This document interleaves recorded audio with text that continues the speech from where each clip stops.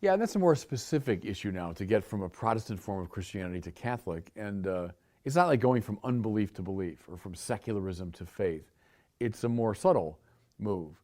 Read, if you want the real precise details, read something like Newman's Apologia Pro Vita Sua, how he moved from a high Anglicanism to Roman Catholicism, but it was a wrenching, difficult, long process, you know. You know, there are some standard points of disagreement between Protestants and Catholics. Very often Protestants get hung up on issues of the Pope, issues of authority in the church, issues of Mary, sometimes liturgy and so on. So, I mean, there are standard apologetic ways you could approach those various moves. For the Pope, you know, I always go back to Newman again, that we require a living voice of authority. Without that, the church will always drift into a warring camps. Because we're always going to disagree about things, how to read the Bible, what's the moral life, etc.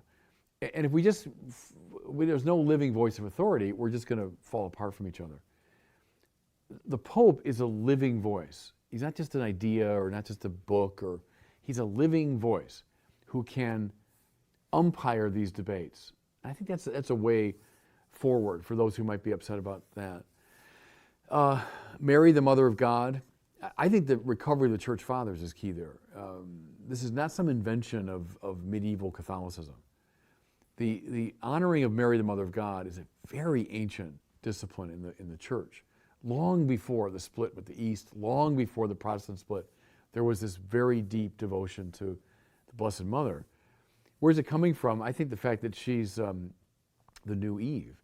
Now, that's the language of Irenaeus. We're in the 2nd century. It's very early stuff. Irenaeus, who was formed by Polycarp, who was formed by John. So it's an apostolic spirituality. He says Christ is the new Adam, Mary's the new Eve. And I think that's the deepest ground for our devotion to Mary, is she's part of the...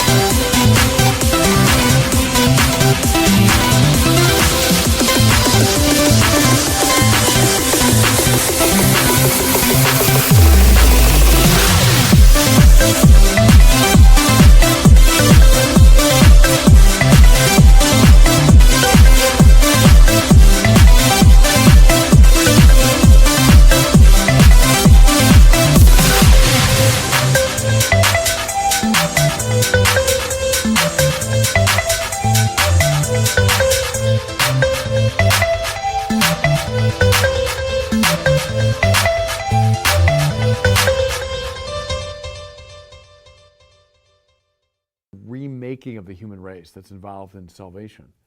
So I think those are some of the standard places where Protestants will often balk, and I think those are ways of getting toward a Catholic understanding.